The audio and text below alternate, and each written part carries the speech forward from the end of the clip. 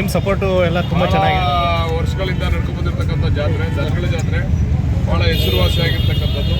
ಯುಗಾದಿ ಹಬ್ಬದಿಂದನೇ ಶುರು ಆಗ್ತದೆ. ಇದು ಯುಗಾದಿ ಹಬ್ಬ ನೋಡಿದ್ರೆ ನಮ್ಮ ರೈತಾಪಿ ಜನ ಈ ರಾಜ್ಯದ, ಈ ದೇಶದ ಮೂಲೆ ಮೂಲೆಗಳಿಂದ ಬಂದು ಇಲ್ಲಿ ಖರೀದಿ ಮಾಡ್ತಕ್ಕಂಥದ್ದು, ಮಾರಾಟ ಮಾಡ್ತಕ್ಕಂಥದ್ದು ಎಲ್ಲನೂ ಕೂಡ ಮಾಡ್ತಾ ಇದ್ದಾರೆ. ಇದೊಂದು ವಿಶೇಷವಾದಂಥ ಜಾತ್ರೆ. ರಂಗನಾಥ ಸ್ವಾಮಿಯ ಹೆಸರಿನಲ್ಲಿ ನಡೀತಕ್ಕಂಥ ಭಾಳ ಅದ್ದೂರಿ ಜಾತ್ರೆ, ಮಾಗಡಿ ಜಾತ್ರೆ. ರೈತರ ರೆಸ್ಪಾನ್ಸ್ ಎಲ್ಲ ಯಾವ ಥರ ಇದೆ ಸರ್? ಏನಿಲ್ಲ, ಎಲ್ಲ ವ್ಯವಸ್ಥೆನೂ ಕೂಡ ಮಾಡಿದ್ದೀವಿ. ಈಗ ಸರಿ ಕುಡಿಯೋ ನೀರಿನ ವ್ಯವಸ್ಥೆ ಇರ್ಬೋದು, ಮತ್ತು ನಮ್ಮ TAPCMS ಅವ್ರಿಗೆ ಮತ್ತು TAPCMS ಅವ್ರಿಗೆ ವಿಶೇಷವಾಗಿ ನಾನು ಧನ್ಯವಾದ ಹೇಳ್ತೀನಿ. ಊಟದ ವ್ಯವಸ್ಥೆ ಕೂಡ ಮಾಡಿದ್ದಾರೆ, ಮಧ್ಯಾಹ್ನ ರೈತರಿಗೆ ಊಟದ ವ್ಯವಸ್ಥೆ ಕೂಡ ಮಾಡಿದ್ದಾರೆ.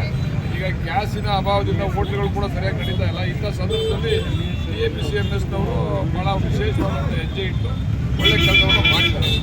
ಅದರ ಜೊತೆಲಿ ನಮ್ಮ ಎಲ್ಲ ಕಾರ್ಯಕರ್ತರುಗಳು ಕೂಡ ಏನೇನು ಜವಾಬ್ದಾರಿ ತಗೋಬೇಕು, ಏನೇನು ನ್ಯೂನ್ಯತೆ ಇದೆ ಎಲ್ಲನೂ ಸರಿಪಡಿಸ್ತಕ್ಕಂಥ ಕೆಲಸವನ್ನು ನಮ್ಮ ಪಕ್ಷದ ಮುಖಂಡರು, ಕಾರ್ಯಕರ್ತರು ಮತ್ತು ಅಧಿಕಾರಿಗಳು ಕೂಡ ಜವಾಬ್ದಾರಿ ತಗೊಂಡು ಜಾತ್ರೆನ ಭವಿಷ್ಯ ಭಾಳಷ್ಟು ಯಶಸ್ವಿಯಾಗಿದೆ.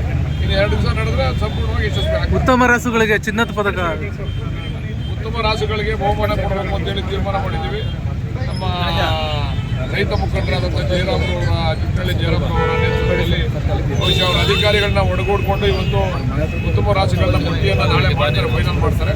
ಅವರು ನಮ್ಮ ಯಾರೋ ಹೊರಗಡೆ ಅವ್ರ ಸ್ನೇಹಿತರು ಚಿನ್ನದ ಪದಕವನ್ನು ಕೂಡ ಕೊಡ್ತಾ ಇದ್ದಾರೆ, ಚಿನ್ನ ಮತ್ತು ಬೆಳ್ಳಿ ಪದಕನ. ನಾನು ಕ್ಯಾಶ್ ಪ್ರೈಸನ್ನು ಅನೌನ್ಸ್ ಮಾಡಿದ್ದೀನಿ. ಅವ್ರು ಎಷ್ಟು ಹೇಳ್ತಾರೆ ಅಷ್ಟು. Thank you.